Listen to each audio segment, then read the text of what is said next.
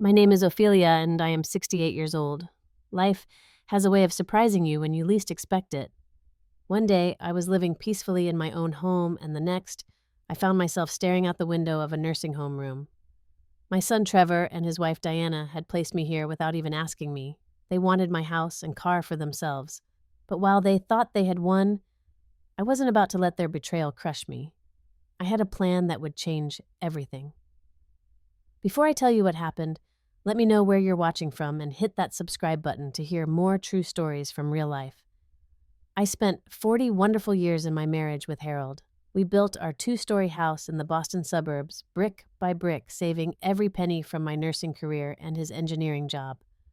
The wide oak staircase creaked in just the right places, and the garden bloomed with daffodils each spring, exactly as we had planned when we first bought the property.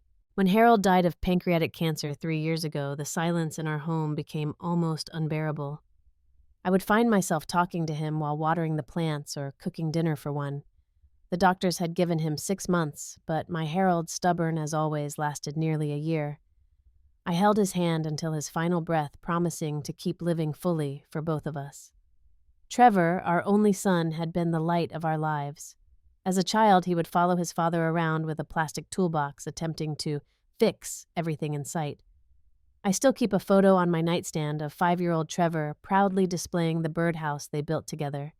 His blonde hair has darkened over the years, but his smile still reminds me of Harold. When Trevor married Diana 7 years ago, I welcomed her into our family with open arms. She was always polite, but maintained a certain distance that I attributed to shyness. Harold would squeeze my hand during family dinners when Diana would subtly change the subject whenever Trevor mentioned childhood memories or family traditions. "She just needs time," he would whisper. I believed him. After Harold passed, I worked hard to maintain my independence. I still drove my 10-year-old Buick to the grocery store every Tuesday, tended my garden daily, and never missed a meeting of my book club at the local library. I had my routine, my friends, and my memories. The house Harold and I built together comforted me, each room holding pieces of our shared history. My financial situation was stable. Harold had been meticulous with our retirement planning, and between my pension, his Social Security, and our savings, I lived comfortably. The house was fully paid off 20 years ago, a milestone we celebrated with champagne and takeout Chinese food. I had always planned to leave everything to Trevor eventually. The house, the car, our modest savings, all of it would be his inheritance. About 6 months after Harold's passing, I noticed a change in Trevor and Diana's behavior. They began visiting more frequently, sometimes dropping by unannounced on weekday evenings. Diana would inspect the house, commenting on dust in corners or suggesting I replace perfectly functional appliances. Trevor started asking questions about my finances, where I kept important documents, whether I had updated my will since Dad died, if I had considered downsizing. At first, I appreciated their attention. Losing Harold had left a void in my life, and having my son around more often seemed like a blessing. I would bake Trevor's favorite peanut butter cookies and listen as he talked about his job and financial consulting. Diana would sit quietly, occasionally glancing around the living room as if making mental notes. What I didn't realize then was that their sudden interest had nothing to do with concern for my well-being. The questions about my finances weren't innocent curiosity. The suggestions about selling the house weren't about making my life easier. The seeds of betrayal had already been planted, and I was too blinded by maternal love to see them growing right before my eyes. One evening, as I showed Trevor where I kept the spare key hidden in the garage, I caught him eyeing my car with an expression I couldn't quite place. "Mom, this old Buick must be costing you a fortune in maintenance by now," he said casually. "Diana and I were thinking maybe we could help you find something newer. Something smaller that would be easier for you to handle." The Buick had been a gift from Harold for our 35th anniversary. It ran perfectly fine, and the mechanic at Wilson's auto shop always gave it a clean bill of health. "This car has plenty of life left in it," I replied, just like its owner. Trevor didn't bring it up again that night, but I noticed him writing something in his phone before they left. Looking back, I should have recognized these moments for what they were, the first drops of rain before the storm that would soon wash away the life I had built. But sometimes the people we love most are the ones we trust beyond reason, beyond evidence, beyond our own instincts. That trust would soon be tested in ways I never imagined possible. The hints became more obvious as winter turned to spring. Trevor and Diana's visits increased to weekly occurrences, always arriving just before dinner time. "We thought we'd check in on you, Mom," Trevor would say, his tone carrying a concern that seemed genuine at the time. Diana would immediately start inspecting the kitchen, opening the refrigerator and cabinets as if taking inventory. "Ophelia, don't you think it's getting difficult managing this big house all by yourself?" Diana would ask while running her finger along shelves, checking for dust. "Trevor and I worry about you climbing those stairs every day. What if you fell?" I always assured them I was fine, demonstrating how I used the handrail and took my time on the stairs. My home was my sanctuary, filled with 40 years of memories with Harold. Every scratch on the hardwood floor told a story. The slight dent in the living room wall remained from when Trevor threw a baseball indoors at age 10. The kitchen still had the height marks penciled in the doorframe, tracking Trevor's growth from a toddler to a teenager. "I'm perfectly capable of living independently," I would insist. "Dr. Andrews says I'm in excellent health for my age." Trevor would exchange glances with Diana before saying, "Mom, we're just thinking about your future. What if you sold this place and moved in with us? We have that spare bedroom that's hardly used." Their home was a sleek, modern townhouse with minimalist decor, all white walls, and glass tables that seemed designed more for appearance than comfort. The thought of leaving my garden, my neighbors, and my memories to live in their guest room made my stomach tighten. One afternoon in April, I was sorting through old photographs in the den when Trevor arrived unexpectedly. "Just in the neighborhood for a meeting," he explained, though his office was 30 minutes in the opposite direction. While I made us tea, I noticed him in Harold's office rifling through the filing cabinet where we kept insurance documents, property deeds, and financial statements. When I entered with the tea tray, he quickly closed the drawer. "Just helping you organize a bit," he said with a smile that didn't quite reach his eyes. A week later, I slipped in the bathroom. It was nothing serious. My foot caught the edge of the bath mat, and I steadied myself on the sink counter before I could fall. I mentioned it casually when Trevor called that evening. The next day, Trevor and Diana insisted on taking me to see Dr. Andrews. During the appointment, they spoke over me, describing the incident as if I had been found unconscious on the bathroom floor. "She's becoming unsteady, Doctor," Diana said. "We've noticed memory issues, too." I stared at her in disbelief. "That's simply not true. I remembered your birthday last month before Trevor did." Dr. Andrews, who had been my physician for 15 years, looked skeptical of their claims. He performed a cognitive assessment, which I passed easily, and checked my balance and strength, finding nothing concerning. "Ophelia is in remarkable shape," he concluded. "I see no reason for alarm or any changes to her living situation." On the drive home, Trevor and Diana were unusually quiet. I caught them exchanging glances in the rearview mirror, their expressions tense with disappointment. The following week, I noticed small changes around my house. Items moved from their usual places. My spare key disappeared from its hiding spot in the garage. The ringer volume on my phone was turned down so low I missed calls from my friend Martha. Martha had known me since our children were in elementary school together. We spoke nearly every day and met for lunch after church on Sundays. "Ophelia," she said carefully over lunch one Sunday, "I need to tell you something, and I'm not sure how." I set down my fork, noticing the unusual seriousness in her expression. "Trevor came by the community center yesterday. He was asking questions about senior living facilities and legal guardianship." She reached for my hand across the table. "He wanted to know if I thought you were declining." My teacup clattered against its saucer as my hand began to shake. "That can't be right. Trevor wouldn't—" "I have known your son since he was 9 years old," Martha interrupted gently. "But people change, especially when money's involved. Have you seen how Diana looks at your house like she's already measuring for new curtains?"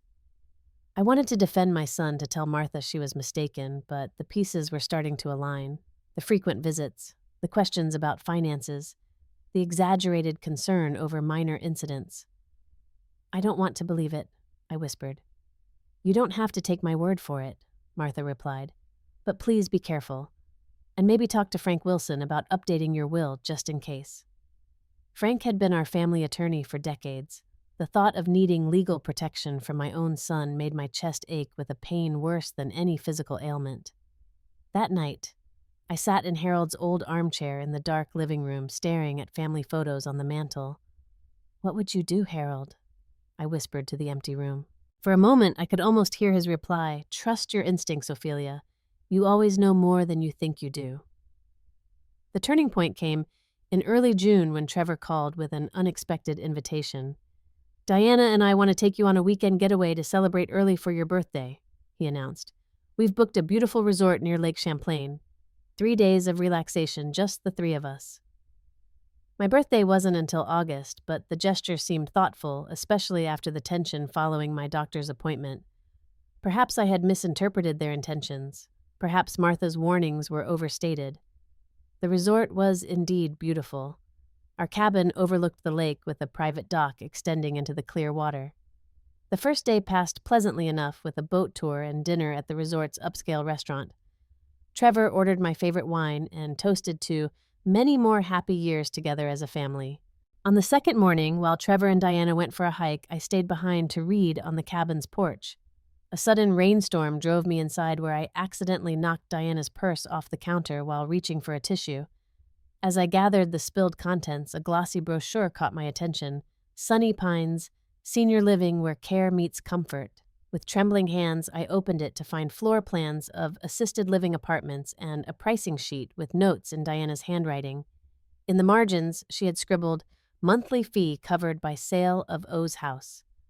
Before I could process this discovery, I heard Trevor's voice outside. I quickly replaced the brochure and returned the purse to the counter. That evening, I feigned a headache and retired early to my room, leaving the door slightly ajar. From my bed, I could hear Trevor speaking on the phone in the living area of our shared cabin. "The market is hot right now," he was saying. "We could list it by the end of the month and probably close by August. Yes, I know it needs updating, but the location alone makes it valuable." "No, that won't be an issue. We're handling it this weekend. She'll be settled at Sunny Pines by Monday." My heart hammered against my ribs as I realized they planned to place me in a nursing home in 2 days without my knowledge or consent. The betrayal was so complete, so calculated, that for a moment I couldn't breathe. The next morning, Diana approached me as I sipped my coffee on the porch, watching sunrise paint the lake in shades of gold.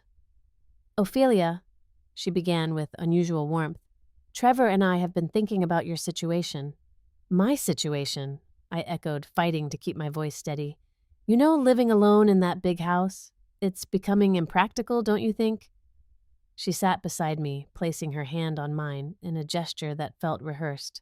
"We've found a lovely place where you'd have care available around-the-clock activities with people your own age, no more worries about maintaining a house or driving in bad weather." I withdrew my hand from hers. "You mean a nursing home?" Diana flinched slightly before recovering her composure. "A senior living community, much nicer than what you're probably imagining. We only want what's best for you." "And what happens to my house if I move into this community?" "Well," she hesitated, "it would make sense to sell it, of course. No point in letting it sit empty, and the proceeds would help cover your expenses at Sunny Pines." The casual way she discussed disposing of my home as if it were nothing more than an asset to be liquidated made my blood run cold, but I forced a smile, determined not to reveal what I knew. "That's certainly something to consider," I said. "When were you thinking I might tour this place?" Relief washed over Diana's face. "Actually, we thought we might drive by on our way home tomorrow, just to take a peek." "Sounds lovely," I lied. As soon as they left for dinner, I begged off, claiming my headache had returned. I called Frank Wilson from the cabin's landline. It was Saturday evening, but Frank had given us his home number decades ago, insisting that legal emergencies don't respect business hours. "Frank, it's Ophelia Anderson," I said when he answered. "I need your help. I think Trevor is trying to put me in a nursing home and sell my house without my consent." There was a long pause before Frank replied, "Ophelia, are you somewhere safe?" "For now, but they're planning something for tomorrow." "This is troubling," Frank said carefully, "especially given that Trevor came to see me last month asking about having you declared mentally incompetent." The room seemed to tilt around me. "He what?" I refused, of course. Told him he'd need substantial medical evidence, which he clearly doesn't have. I assumed he'd dropped the idea when he didn't pursue it further. Frank's voice hardened. I should have warned you. Professional confidentiality made it complicated, but I should have found a way. What do I do, Frank? First, don't confront them yet. If you're right about their plans showing your hand too early, could be risky. He paused, thinking.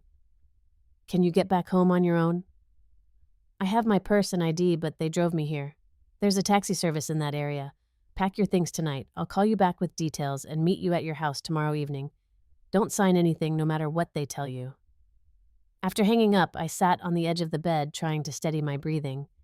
The son I had raised, the boy who once made me Mother's Day cards with crayon and construction paper, was now plotting to strip me of my autonomy and possessions. The pain of this realization cut deeper than any physical wound I had ever experienced. When Trevor and Diana returned from dinner, I pretended to be asleep. Through the night, I lay awake, planning my next steps, drawing strength from my anger and determination not to become a victim of their scheme. Unfortunately, morning brought an unexpected complication. The taxi Frank arranged had mechanical problems and would be delayed by several hours. Before I could formulate an alternative plan, Trevor knocked on my door announcing it was time to leave. With no immediate escape route, I had no choice but to get into their car, my mind racing to find a way out of the trap that was closing around me. Mom, we have a quick stop to make before heading home, Trevor said as he drove along an unfamiliar road. Diana sat in the passenger seat, occasionally glancing back at me with what appeared to be concern, but now revealed itself as anticipation. I knew exactly where we were going before we even pulled into the circular driveway. The sign read, Sunny Pines Senior Living in cheerful green letters. The building itself wasn't unattractive, a sprawling 2-story structure with large windows and well-maintained gardens. But to me, it looked like a prison disguised as a resort. What are we doing here? I asked, feigning confusion. Trevor parked the car and turned to face me. We thought you might like to see the place we've been talking about, just for a visit. You never mentioned any place called Sunny Pines to me, I said flatly. Diana jumped in smoothly. Oh, we've discussed options for senior living several times, Ophelia. Don't you remember? This is the one we all agreed would be perfect for your needs. The blatant lie stunned me. They were already setting the stage, creating a fictional narrative where I had agreed to this arrangement and then forgotten due to cognitive decline that didn't exist. Inside the lobby, we were greeted by a woman in her 40s with a practiced smile. You must be the Andersons. I'm Brenda Reynolds, resident coordinator. We're so excited to welcome Ophelia to our community. My stomach dropped. This wasn't a casual visit. They had already made arrangements. There must be some mistake, I began, but Trevor cut me off. Mom's a bit confused today, he said to Brenda in a stage whisper. Travel disrupts her routine. Brenda nodded understandingly. That's very common. Why don't we show her the apartment we've prepared? Familiar surroundings often help with the transition. As we walked through corridors lined with generic landscape paintings, I noticed residents in various states of health and alertness. Some played cards in a common room, while others stared vacantly at a muted television. It wasn't the nightmare facility of movies, but the atmosphere of resignation hung in the air like stale perfume. The apartment was a single room with an attached bathroom. A hospital-style bed occupied one wall facing a small television mounted above a dresser. The window overlooked a parking lot. All your meals are provided in our dining hall, Brenda explained.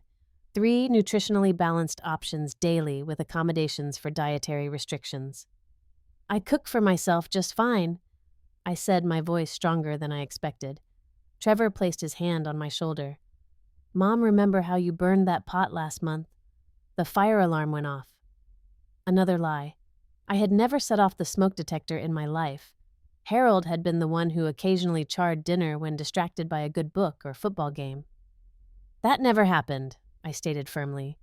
Diana exchanged a significant look with Brenda. Memory issues, she mouthed silently, thinking I couldn't see. Why don't we complete the paperwork while Ophelia gets settled? Brenda suggested.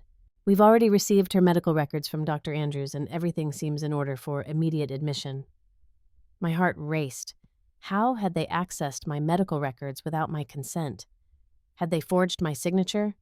The depth of this deception was becoming clearer by the minute. "I need to use the restroom," I announced, needing a moment alone to think. The attached bathroom was tiny but clean. I locked the door and leaned against it, fighting rising panic. Through the thin walls, I could hear their conversation in the main room. "She seems more resistant than you indicated," Brenda was saying. "It's the change of environment," Trevor replied. "Once she's settled, she'll adjust." The doctor mentioned her confusion would likely increase in unfamiliar settings. "And you have power of attorney?" Brenda asked. There was a pause before Trevor answered. "We're finalizing that paperwork, but as her only living relative, there shouldn't be any issues. They were lying to this facility to me and potentially committing fraud." I splashed cold water on my face, trying to clear my thoughts. I needed to contact Frank immediately, but my phone was in my purse, which Diana had conveniently offered to carry for me, and now sat outside with them. When I emerged from the bathroom, Trevor was signing documents while Diana unpacked the small overnight bag they had brought for me, containing clothes I rarely wore and none of my personal items or medications. "I'm not staying here," I announced. Trevor didn't even look up from the paperwork. "Mom, we've been over this. It's just temporary until we get the house ready to sell. Then we'll find you somewhere permanent." "I never agreed to sell my house," I said, my voice rising. "I never agreed to any of this." Brenda stepped forward with a practiced, patient smile. "Ophelia, it's completely normal to feel anxious during transition. Many of our residents express similar concerns at first, but within weeks they wonder why they waited so long to join us." "I'm leaving," I stated, moving toward the door. Trevor finally looked up, his expression hardening. "Mom, don't make a scene. This is happening whether you like it or not. It's for your own good." "My own good?" I repeated incredulously. "Or for yours? How quickly will you list my house once I'm locked away here? How much of the profit will actually go toward my care?" Diana stepped between us. "Ophelia, you're confused. We discussed this for months. You agreed it was best to sell the house and move somewhere with proper care." "That's a lie," I said clearly, looking directly at Brenda. "I've never discussed moving here. I've never agreed to sell my home. They are trying to seize control of my assets." Brenda looked uncomfortable but maintained her professional demeanor. "Family disagreements are common during this process. Perhaps we should take a break and continue this conversation when everyone is calmer." "There's nothing to continue," I insisted. "I am leaving now." Trevor moved to block the doorway. "Mom, you're not thinking clearly. The doctor said—" "What doctor?" I demanded. "Dr. Andrews said I was in excellent health just last month. Your new specialist," Diana interjected smoothly. "Dr. Grayson, he evaluated you during our trip." Another lie. I had met no doctor during our weekend away. Brenda, sensing the tension escalating, intervened. "Mr. Anderson, perhaps we should reschedule this admission. We require clear consent unless there's a court-ordered guardianship in place." Trevor's face flushed with frustration. "Fine. Mom, we're going home to discuss this rationally." He turned to Brenda. "We'll be in touch to reschedule. Please, hold her room." The drive home was silent and tense. Trevor gripped the steering wheel so tightly his knuckles turned white while Diana stared fixedly out the window. I sat in the back seat, mentally cataloging the events of the day, strengthening my resolve for what would come next. When we arrived at my house, Trevor finally spoke. "Mom, we're trying to help you. This stubbornness isn't good for anyone. I think you should leave," I replied calmly. "We'll talk tomorrow when you've calmed down," he said, his tone dismissive. After they drove away, I immediately called Frank, who arrived within the hour. As I recounted the day's events, his expression grew increasingly grave. "What they attempted borders on elder abuse and fraud," he said finally. "We need to act quickly. They'll regroup and try again, possibly with falsified documents next time." That night, alone in my house, I cried for the first time since Harold's death. Not just for the betrayal, but for the loss of the son I thought I knew. The boy who once promised to take care of me when I got old had become a man willing to discard me for financial gain. As dawn broke, I dried my tears, made a cup of strong tea, and sat at my kitchen table. "They wanted a fight," I whispered to Harold's memory. "Now they'll get one." The following morning, I received a call from a staff member at Sunny Pines. "Mrs. Anderson, this is Jessica Morris, head nurse at Sunny Pines. I wanted to check if you're coming in today. Your son mentioned you might have changed your mind about the timing." I never changed my mind because I never made it in the first place, I explained. My son and daughter-in-law tried to place me there without my consent. There was a pause on the line. I see, Jessica said carefully. That's concerning. Would you mind if I asked you a few questions, just for my own clarity? Jessica asked about my living situation health status and whether I had any cognitive assessments recently. I answered truthfully, including mentioning Dr. Andrews' recent evaluation finding me in excellent health. Mrs. Anderson, I want you to know that Sunny Pines cannot and will not admit anyone against their will, unless there's a court order determining they lack capacity to make their own decisions, Jessica said firmly. What your son attempted is inappropriate at best, potentially illegal at worst. Thank you for your honesty, I replied, surprised by her candor. One more thing, Jessica added before hanging up. I overheard your son on his cell phone yesterday speaking with someone about listing a house for sale immediately. I thought you should know. After ending the call, I sat in Harold's old armchair processing this new information. Trevor was already moving forward with selling my house, likely assuming he could force me into the facility on a second attempt. Later that afternoon, I met Eleanor Williams, another resident at Sunny Pines, whom I had briefly noticed during my tour. Unlike many residents there, Eleanor was fully independent and had chosen to move to the facility after her husband's death because she wanted the social aspects of community living. Eleanor had been a family law attorney before retirement and still maintained her license to keep my mind sharp, as she put it. When I explained my situation during lunch at a cafe near my home, her eyes narrowed with professional interest. What your son is attempting is textbook elder exploitation, she stated, stirring her coffee with precise movements. Unfortunately, it's more common than most people realize, especially when property and assets are involved. What would you recommend? I asked. Document everything. Get a complete medical evaluation from an independent physician, not just your regular doctor specifically addressing your cognitive abilities. Change the locks on your house immediately. Review and possibly revise your will and power of attorney documents. She paused, studying my face. And prepare for this to get uglier before it gets better. When family members are motivated by money, they rarely back down easily. With Eleanor's guidance, I called Frank from the cafe and put him on speakerphone. Together, they developed a strategic plan to protect me and my assets. First, Frank arranged for an independent geriatric specialist, Dr. Lillian Chen, to conduct a comprehensive evaluation of my physical and cognitive health. The assessment took nearly 3 hours and included memory tests, problem-solving exercises, physical coordination evaluations, and a thorough review of my medical history. Dr. Chen's conclusion was unambiguous. Mrs. Anderson demonstrates cognitive functioning well within the normal range for her age, with no indications of dementia or any condition that would impair her decision-making capacity. Physically, she presents with excellent mobility coordination and strength for a woman of 68 years.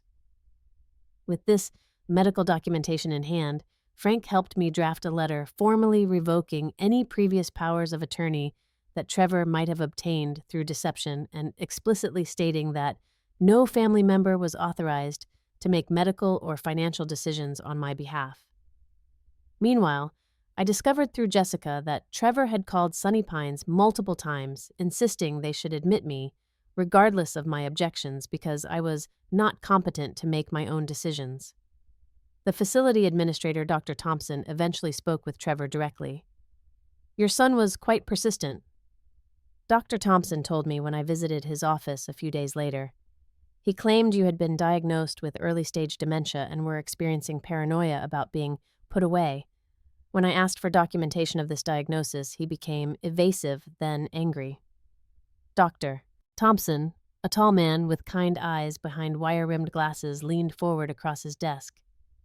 Mrs. Anderson, I've worked in senior care for 32 years. I've seen families make difficult, heartbreaking decisions out of genuine love and concern. I've also seen what your son is attempting. Rest assured, Sunny Pines will not participate in any plan to admit you against your will. His support strengthened my resolve, but I knew Trevor wouldn't give up easily. The house was worth nearly $700,000 in the current market, a substantial motivation to continue his efforts. Frank advised me not to confront Trevor immediately.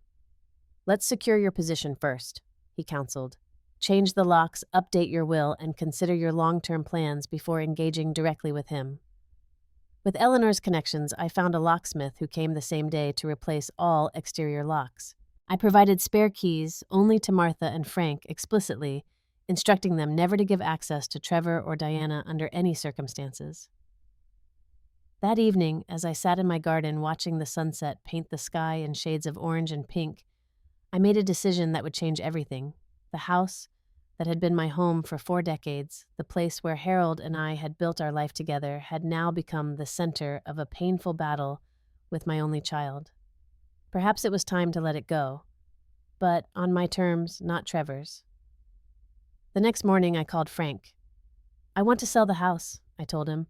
After a stunned silence, he asked, "Are you certain there are other ways to protect your assets without such a drastic step?" "I'm certain," I replied. "But we'll do it my way, and Trevor won't see a penny of the proceeds." The plan we crafted was meticulous. Frank connected me with Deborah Lynch, a real estate agent who specialized in discreet sales for elderly clients in vulnerable situations. We agreed to list the house without public advertising, approaching select buyers who were looking for properties in my neighborhood. "The market is extremely favorable right now," Deborah explained during our first meeting. "Your location and the historical character of the home make it particularly desirable to young professional families." Meanwhile, Frank helped me create a revocable trust to protect my assets. I also completely rewrote my will, removing Trevor as beneficiary and instead establishing a nursing scholarship in Harold's name at the hospital where I had worked for 30 years. I did allocate a small trust fund for my granddaughter Amy, who at 17 was uninvolved in her parents' scheme and should not suffer for their actions. For 3 weeks, I remained at Sunny Pines, not as a resident, but as a guest of Eleanor, who had insisted I stay with her while finalizing my plans. "Better they think they've won for now," she advised. "It gives us time to work without interference." Jessica, the head nurse, became a valuable ally, keeping me informed of Trevor's increasingly frequent calls to check if I had been admitted yet. Each time, she truthfully reported that I was not a resident of the facility, carefully omitting that I was actually staying there as a visitor. During this time, Deborah showed my house to several potential buyers, finally receiving an offer from the Caldwells, a young couple with twin daughters. James was a pediatrician, while his wife Sophia taught music at the local elementary school. They offered $730,000, $40,000 above asking price, to secure the property quickly. "They fell in love with your garden," Deborah told me. "Sophia said she could imagine their daughters growing up there just like your son did." The paperwork was prepared with extraordinary speed and discretion. Frank arranged for a mobile notary to come to Eleanor's apartment at Sunny Pines, where I signed all necessary documents to complete the sale. The proceeds were transferred directly into my new trust beyond Trevor's reach. With the house sold, I needed a new place to live. Martha helped me find a comfortable one-bedroom apartment in a secure building near her home. It was smaller than what I was accustomed to, but the building offered amenities that appealed to me: a community garden plot for each resident, a library room with weekly book club meetings and proximity to shops and medical offices. Frank helped me arrange for a moving company to pack and relocate only my personal belongings and sentimental items, leaving behind the furniture and appliances that the Caldwells had agreed to purchase with the house. I selected photographs, Harold's favorite books, my cherished quilts, and family heirlooms that held emotional rather than monetary value. Finally, 3 days before the Caldwells were scheduled to take possession, I returned home one last time to collect any remaining items and say goodbye to the house that had been the backdrop to 40 years of my life. As I walked through each room, touching door frames and window sills, memories flooded back: Trevor taking his first steps across the living room floor, Harold and I dancing in the kitchen on our anniversary, family Christmases around the dining room table, quiet evenings reading side by side in matching armchairs. In our bedroom, I opened Harold's nightstand drawer and found the anniversary card I had given him the year before his diagnosis, the last one he would ever receive. "To many more years of building our life together," I had written. Tears blurred my vision as I placed it carefully in my purse.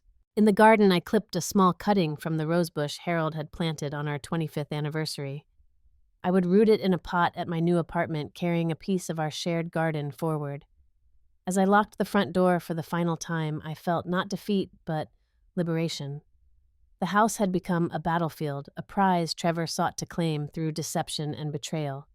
By selling it on my own terms, I had reclaimed my autonomy and protected myself from his schemes. The next morning, Trevor called my cell phone, his voice tense. "Mom, where are you? I've been to the house 3 times and you're not answering the door." "I'm staying with a friend," I replied calmly. "Which friend? I've called everyone I could think of. No one knows where you are." His frustration was evident. "I'm worried about you." "That's touching, Trevor, considering you tried to place me in a nursing home against my will 3 weeks ago." There was a long silence before he responded. "That was a misunderstanding. Diana and I only want what's best for you. The house is too much for you to manage alone." "I appreciate your concern," I said, my voice steady, "but I've made my own arrangements." "What arrangements, Mom? You need to come home so we can discuss this rationally." "I'm afraid that won't be possible. The house has been sold. The new owners take possession on Friday." The shocked silence on the other end of the line was almost palpable. When Trevor finally spoke, his voice had risen nearly an octave. "What do you mean, sold? You can't sell the house without discussing it with me first." "Actually, I can. It's my house, my decision." "This is ridiculous. Where did you even go? How did you manage this?" His tone shifted from shock to accusation. "Someone has been taking advantage of you, manipulating you. Was it Martha? I knew she was jealous of our relationship." The irony of his accusation might have been amusing if it weren't so painful. "No one manipulated me, Trevor. I made this decision entirely on my own with appropriate legal counsel." "Legal counsel? What lawyer would help you make such a rash decision without consulting family?" "Frank Wilson helped me as he's helped our family for decades." Trevor's voice hardened. "Frank had no right to act without speaking to me first. I'm your next of kin. I should have been consulted." "Frank acted on my instructions as my attorney. Now, if you'll excuse me, I have arrangements to finalize." "Mom, don't hang up. Where are you going to live? What about all our family possessions, our memories?" "I've taken what matters to me. As for where I'm living, I'll contact you when I'm settled and ready to talk further." "This isn't over," Trevor warned before I ended the call. He was right about that much. The confrontation was just beginning. I moved into my new apartment on a bright Tuesday morning with help from Martha and her husband Jack. The space was cozy, but well-designed with large windows that flooded the living room with natural light. I arranged my favorite reading chair near the window, placed Harold's books on newly installed shelves, and hung our wedding photo above the small electric fireplace. "It's coming together nicely," Martha commented as she helped me unpack kitchen items. "Feels like you already, somehow." I smiled, realizing she was right. Though smaller than my previous home, this apartment already felt more secure, more truly mine than the house had in recent months, when it became the focus of Trevor's schemes.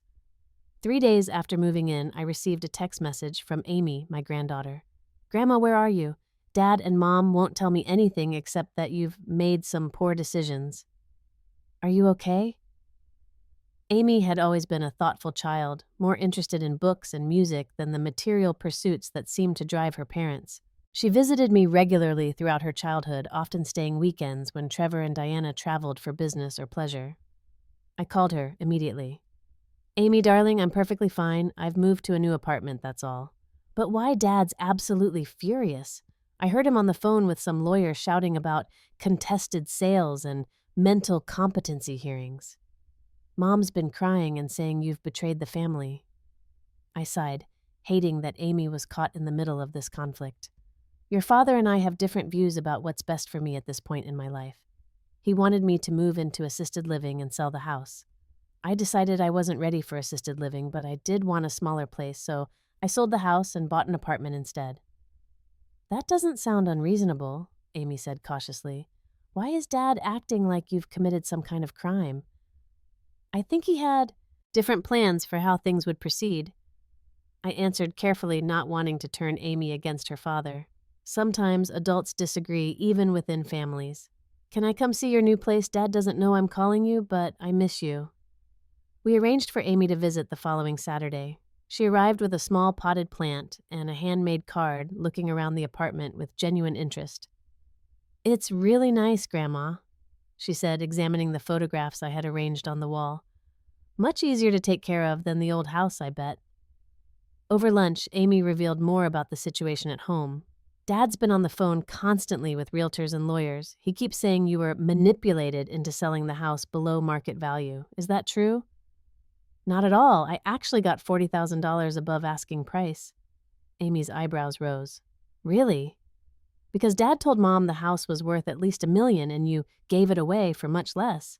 I showed Amy the sale documents which Frank had advised me to keep readily available for exactly this type of situation. Your father may have been counting on future market increases, but this was a very fair price for today's market. Amy studied the papers, then looked up with a troubled expression. Grandma, I think there's more to this than Dad's telling me. Last year, he and Mom took out a second mortgage on our house. They've been arguing about money a lot. I heard Mom say once that everything would be fine once we sell Ophelia's place. This confirmation of my suspicions hurt, but didn't surprise me. I'm sorry you're hearing all this, Amy. Family conflicts about money are unfortunately common, especially as parents age. Is that why you changed your will? Dad mentioned something about being cut out entirely. I hadn't planned to discuss this with Amy yet, but she deserved honesty. I did make changes to my will. Your father and I have different values right now, and I wanted my legacy to reflect my wishes. But I want you to know that I've set up a trust fund for you specifically for your education and future. Amy's eyes widened. You didn't have to do that, Grandma. I wanted to. You've always been so special to me, Amy. So much like Harold in your quiet thoughtfulness. I reached across the table to squeeze her hand. Whatever happens between your father and me, my love for you remains unchanged. Before Amy left, she hugged me tightly. Dad doesn't know I came here today. I won't tell him where you live unless you say it's okay. Give me a little more time, I requested. I'll contact your father when I'm ready for that conversation. The confrontation came sooner than I anticipated. 3 days later, Martha called to warn me that Trevor had followed Amy when she visited again, discovering my new address. He's on his way there now, Martha said urgently. Frank is trying to reach him to warn him against harassment, but you should prepare yourself. I had barely hung up when loud knocking echoed through my apartment. Through the peephole, I could see Trevor, his face flushed with anger, Diana standing slightly behind him, with arms crossed. I took a deep breath and opened the door, leaving the security chain engaged. Trevor, Diana, this is unexpected. Open the door, Mom, Trevor demanded. We need to talk. I'm not comfortable with that right now. Your tone suggests you're not in a frame of mind for rational discussion. Rational discussion? You sold our family home behind my back, changed your will, and disappeared without a word. There's nothing rational about your behavior lately. I maintained my calm. Those were all legal decisions I'm entitled to make. This isn't a good time. Perhaps we could meet at a neutral location later this week with Frank present. Trevor's face darkened further. Frank Wilson is no longer welcome in this family. He's manipulated you and broken his ethical obligations to us as long-term clients. Frank has been nothing but professional and supportive. Now please leave before I'm forced to call building security. Building security? Trevor scoffed. So this is where you've chosen to live, a tiny apartment in a building full of strangers. You gave up our family home for this. I gave up a house, Trevor. The family that once filled it with love had already been compromised when you attempted to place me in a nursing home against my will. Diana stepped forward. That's not fair, Ophelia. We were trying to help you. You're just too proud to admit you need assistance. Is that why you were researching how selling my house could cover nursing home fees? I asked quietly. Was that help or financial planning for your benefit? Diana flinched, clearly surprised I knew about her notes. You had no right to sell the house, Trevor insisted. That was my inheritance, my childhood home. It was my home purchased with my money and your father's. My name was on the deed, not yours. I'm contesting the sale, Trevor announced. My lawyer says we can prove you weren't in your right mind when you made these decisions. You're welcome to try, I replied steadily.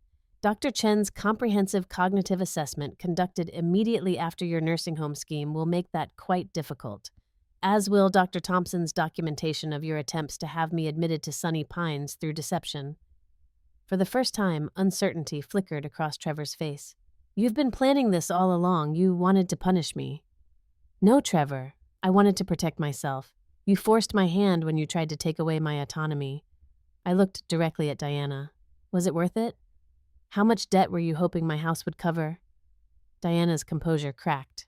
You have no idea the pressure we're under, the second mortgage. Trevor's investment losses, Amy's college tuition coming up. We needed that money. You're just one person living alone. We're a family with responsibilities. Trevor shot her a warning look, but the truth had already emerged. So you decided my home, my life savings should be sacrificed to solve your financial problems, I said quietly, without even asking me if I might have helped willingly. Would you have? Trevor challenged.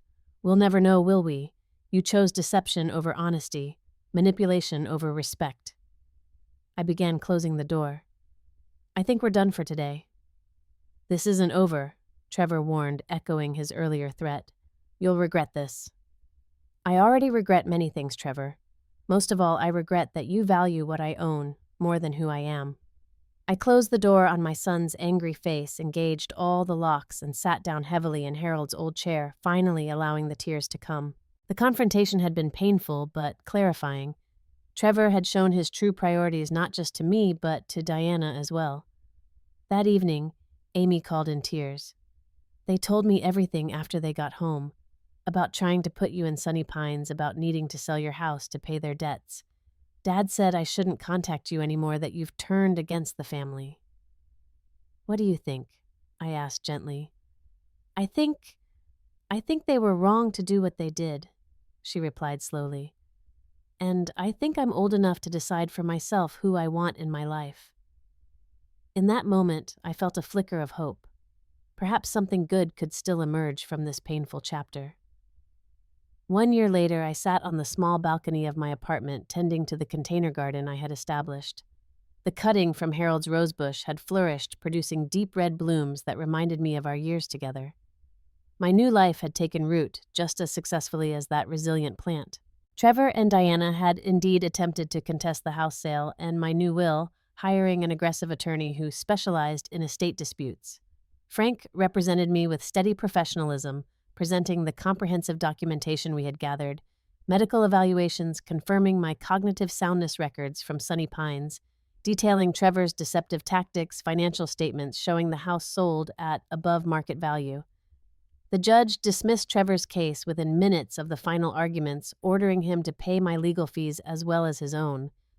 We hadn't spoken since that day in court 6 months ago when he had walked past me without acknowledgement, Diana trailing behind with reddened eyes.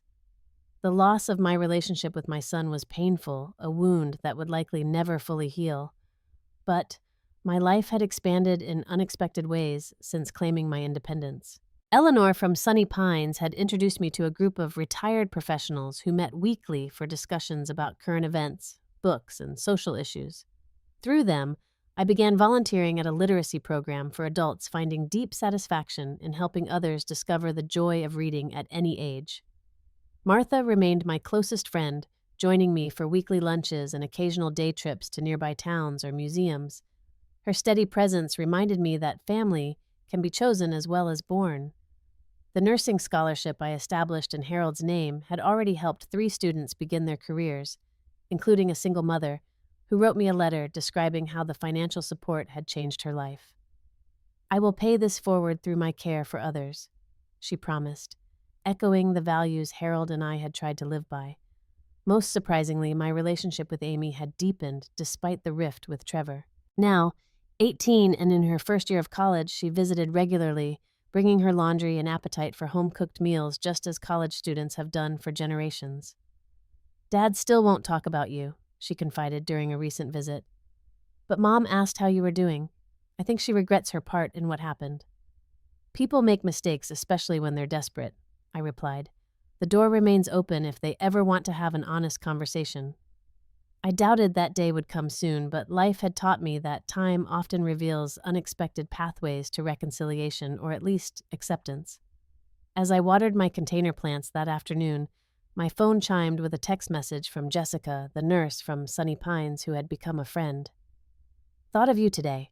We had a new resident admitted whose family did everything right, involved her in every decision, made sure she felt in control of the process. Reminded me that there are good children out there. You helped us recognize the difference. Her message warmed my heart.